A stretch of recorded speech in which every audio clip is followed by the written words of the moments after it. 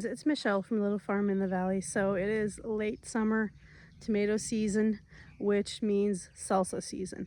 So salsa used to be something that I would cram into one day. So I would start early in the morning, cut everything up, get it in the pot, cook the salsa, get it in jars, do the processing, do the canning, and that worked fine. But now that we have 3 little kids underfoot, it's a whole different deal. And even just the thought of making salsa can be stressful, especially the large batches that we do. So my new stress-free approach to salsa is I just do things as I can, and it's usually over a couple-day period that I'm doing salsa. Today is Thursday, and I'm going to slowly ease into doing a batch of salsa. Today I'm going to cut up the peppers, the onions, and maybe the celery. My tomatoes.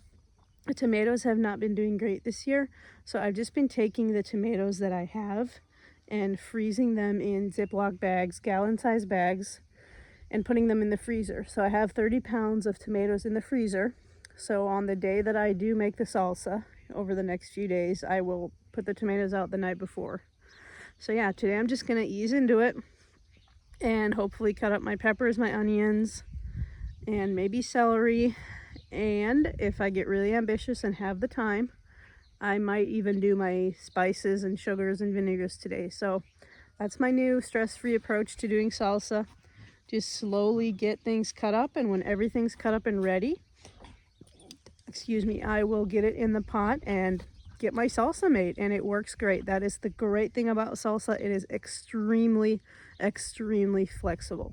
Now once you have it in the pot, there's no going back at that point. Obviously you have to go through the motions and finish it, but the prep work, it does not have to be done all in one day. That is the great thing about tomato work and salsa. I've had my tomatoes in the freezer for weeks. It is one of those vegetables. Most of the things that you pick out of the garden need to be harvested right away or they go bad. But tomatoes are one of those things that, just cut them up, throw them in the freezer, and when you have enough to do something, you can just pull them out and they're ready to go. So what I did was I cored them. I took the core out and I quartered them. So they're literally ready to throw in the pot, which is great. So yeah, my project for the next couple days is going to be my salsa that I make every year. The canned salsa version. So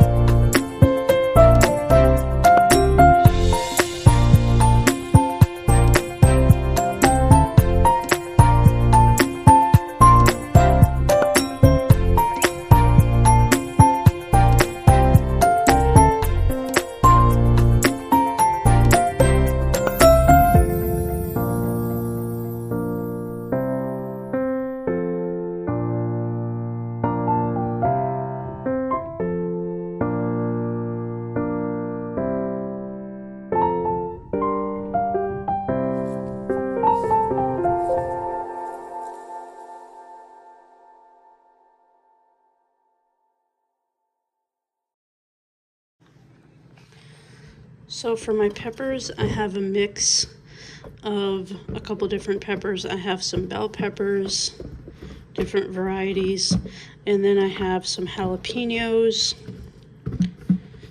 and some serranos and some banana. So I'm doing kind of a mix of peppers here. So what I'm gonna do with these peppers is core them, take out the core, and some of these hot ones, I'm gonna leave the seeds in because I like a spicier salsa. I might leave all the seeds in or half the seeds, like half the peppers, leave the seeds in, is usually what I do for these hot ones. And then these, I'll just take the seeds out. So now I'm gonna work on my spices and my vinegars. So I'm gonna do 4 cups of regular white vinegar.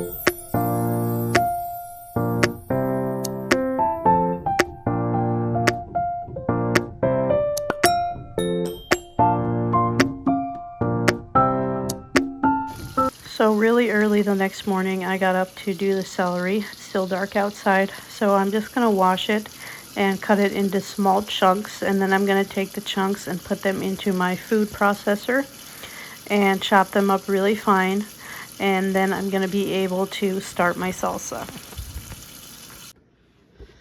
So I've got my celery all cut up in chunks, and I'm just putting it through the food processor.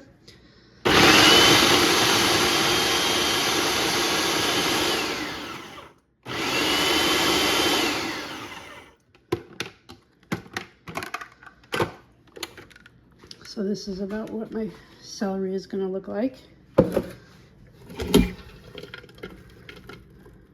It's quite fine, but everything else will be a little bit bigger than the celery. So I have my 30 pounds of tomatoes. I put these out of the freezer last night. And so my first step in making my salsa is to add the tomatoes to the pot and to let those come to a boil. And if they're like very, very liquidy, like these will be from the freezer, I will take off some of that juice before I add the rest of my salsa ingredients.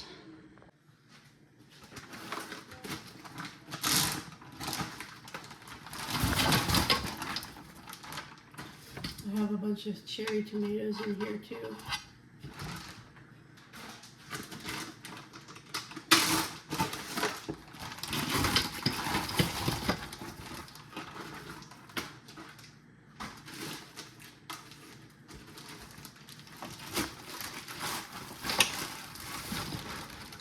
So these are all tomatoes that we picked this year from our garden. They were kind of ripening so slowly that we were only getting a couple at a time. So that's why I just put them in bags little by little until we had enough to do a project with. So I'm going to get these on and start to cook down the tomatoes. I have so much usually for this 30-pound batch that I bring my 2 5-gallon pots, and I will probably divide the salsa to start out with. And then once I start straining off some of the juice, eventually I'll get to a point where all my salsa will be in the same pot when it starts to cook down. So I have my tomatoes that are gonna start boiling here in a little bit, and then I'll start taking off some of the liquid. And here I mixed my celery and my peppers and my onions and my garlic. So all that I have left is the vinegars and the sugar. I mixed that all together in a pot as well. And so once I start taking things off and mixing my veggies together, I will add that as well.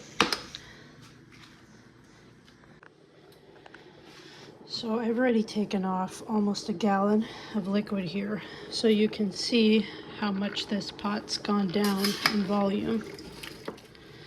And we'll probably take even more off before we start adding our veggies.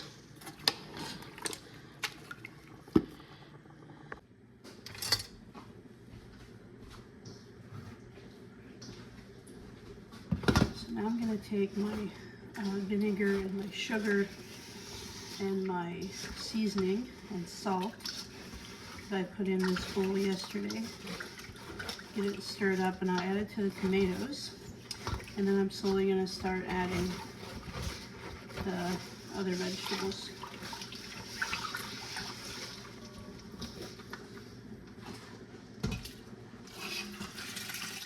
Really starts to smell like salsa when you add the vinegar and the sugar and the seasonings.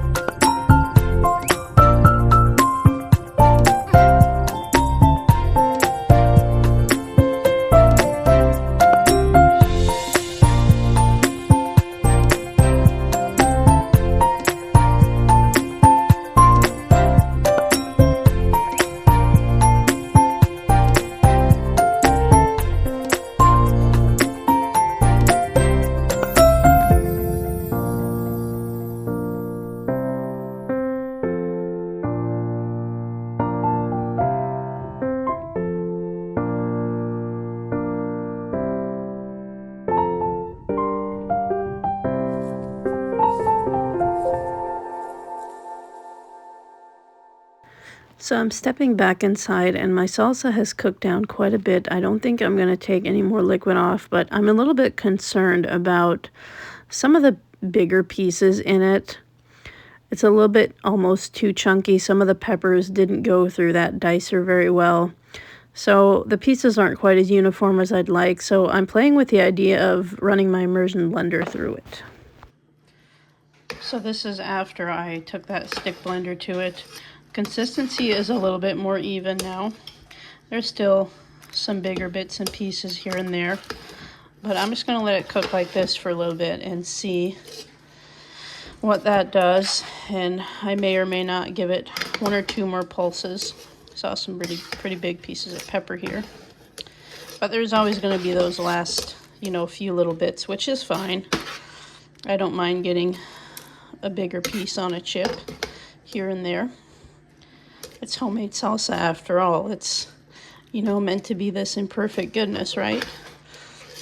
That's still really, really good. So I like the look of it better now. So I'm gonna do a taste test. I had taken some and put it in the freezer. Yeah, it's very cold. So I'm gonna see what we think. I wanted it to be pretty spicy. So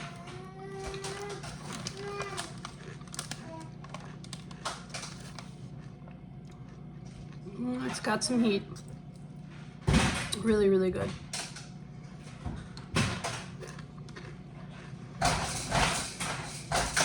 What I really like about this particular recipe is the celery. That really does it for me. So yeah, it's got a nice tomatoey celery taste, and it's got some nice gentle heat on the back of the bite there. So yeah, I'm pretty pleased with that.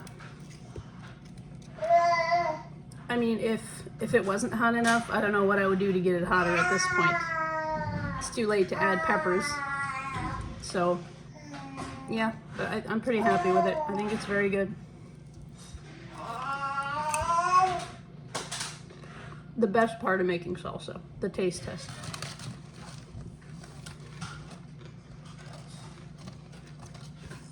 And I like the consistency too. It's not runny. That's not going anywhere. That's a nice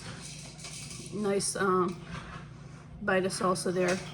So even though I took my stick blender to it, it's still a nice thick salsa. So pretty happy with this. So now I just let it cook down for a little bit more. If it's still too liquidy on top, take off a little bit more, and then I'm going to get my jars washed and get it put in jars.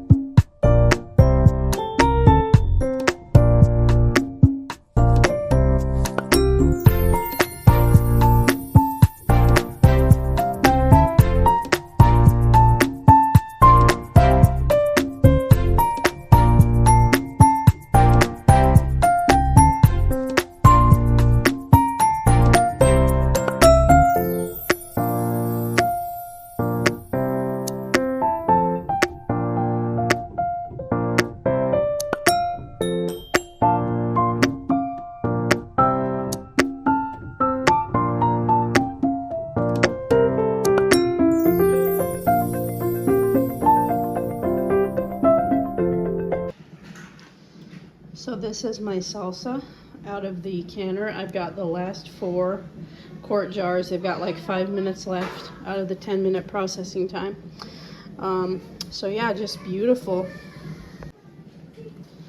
So I ended up getting 14 pints and 7 quarts from my 30-pound tomato recipe. So that's really good.